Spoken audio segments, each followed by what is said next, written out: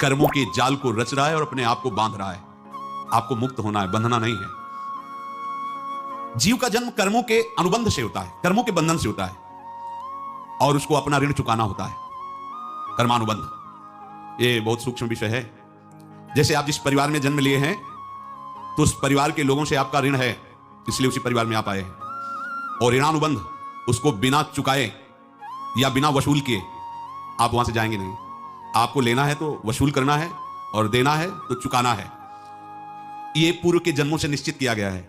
जैसे किसी के यहां पुत्र हुआ, जन्म से ही पैसा खर्चा शुरू हुआ, बड़ा हुआ तो उद्दंडता के द्वारा मार पूरे परिवार को क्लेश पर क्लेश देता चला जा रहा है। ये तुम्हारे कर्म का फल है। या ऐसे शक्तिहीन बुद्धिहीन ऐसे पागल पूरे जीवन सेवा करो, तुमसे अपना हिसाब चुकाने के लिए वो आया है। अब परिवार के जो सदस्य जुड़े आके, मतलब पत्नी आते ही पूरी हृदय में आनंद, परिवार में आनंद, और जीवन भर वो आनंद ही सुख देने के लिए उसका जन्म हुआ। वो अपना ऋणानुबंध मुक्त, और आते ही भयंकर क्लेश खड़ा कर दिया, बीच में दीवार और झगड़ा वैसा, फिर अतरे दिन मारपीट शुरू, कलह अशांति, पूरा जीवन नर्क हिसाब करने आए। यहां ऋण चुकाए बिना कोई जा नहीं सकता, ऋण चुकाना पड़ेगा। किसी का ऋण वसूल करना है तो किसी को ऋण चुकाना है, दोनों काम करने होते हैं। अनेक जन्मों में अनेक लोगों के साथ हमने जो बर्ताव किए हैं, अच्छे या बुरे, वो होंगे। अब किसी आदमी को हम जानते नहीं, अचानक मिला, अचानक टक्कर लगाओ, मार पीट गाली गुप्ता सब कर दिया, चुपचाप सह लो। क्यों? ये आपका हिसाब है, पूर्व का हिसाब। हमारा उससे कोई द्वेष नहीं, कोई संकल्प नहीं। अचानक घटना घटी और हमसे द्वेष करने लगा, हमें पीटने लगा, हमें गालियां दे, ये हिसाब है, चुपचाप सह जाओ। अपने घर का भाई ही भारी दुश्मन बन गया और क्लेश, हिसाब है। एक प्रभुदत्त ब्रह्मचारी जी की वाणी में पढ़ा था, एक महात्मा जी भ्रमण करते थे तो उस समय असरफियां चलती थी, मोहरे असरफियां, उनको भेंट में देते लोग। तो या तो ठाकुर सेवा में लगे तत्काल, या संत सेवा में तत्काल लगे।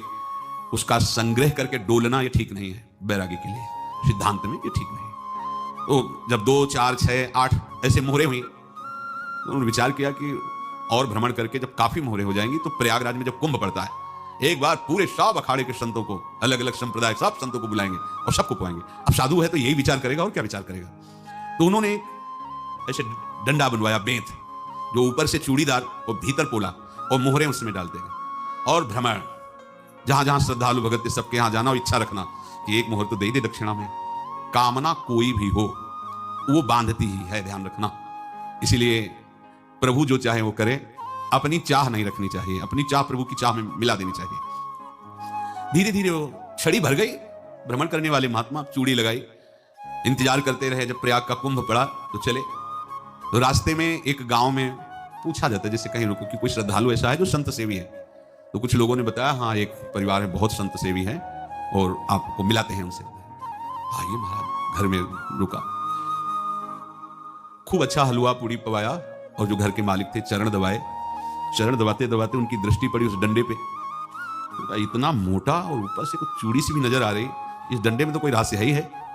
अब महात्मा जी को खवा पिला के सुला दिया। महात्मा जी जब सो गए तो पत्नी से धीरे से कहा, वो डंडा लाओ बाबा जी का डंडा। वो चूड़ीदार जो ही खोला पलटाया तो सैकड़ों मोहरे। ऐसे संत रोज पधारे भगवान, तुम आनंद हो जाए फिर क्या।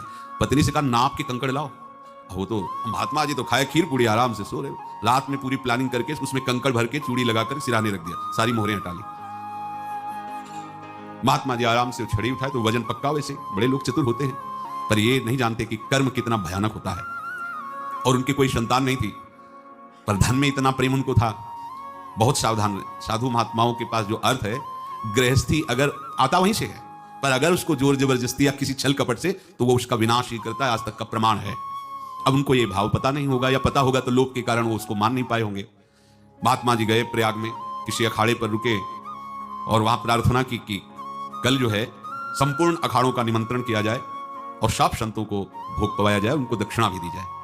महंत ने सोचा कि बहुत बड़ा है तो उत्सव है, क्योंकि प्रयाग में कितने हजारों संत महात्मा सब। उनका महाराज बोरों इसमें चीनी और टीनों घी लगेगा, सब व्यवस्था। बोले आप मंगाइए, एक एक हिसाब हम करेंगे, हमारे पास सब व्यवस्था है। बोले कुछ तो पहले दे दो, इकट्ठे देंगे हम। उनको था कि अगर हम छड़ी खुला और 2-4 मोहरे दी, किसी को पता लग गया तो गड़बड़ हो सकती। बोले हम भंडारे के समय आखिरी में सब कुछ आपको दे देंगे, ठीक है। वो अपने पास से पैसे लगाकर खूब जितना सामग्री सब लाए, लाखों की, और सब संतों को निमंत्रण कर दिया। संत जन निमंत्रित हो गए, भंडारा बन रहा है। तब वहां के महंत है, उनका देखो भंडारा भी बन रहा है, संतों को निमंत्रण। अब आप अर्थ की व्यवस्था कीजिए। क्योंकि इतनी बड़ी हमारी सामर्थ्य नहीं थी जितना हमने किसी तरह हमने व्यवस्था की। अब मुझे अर्थ चाहिए, तभी आगे की व्यवस्था बढ़ेगी। संतों को दक्षिणा देंगे और जिनसे अर्थ लिया उनको दे। देखो रसोई बन गई सब। उनका छत में विश्वास नहीं तो ये अभी चूड़ी खोली। उनको तो था ना कि मोहरे हैं कंकड़।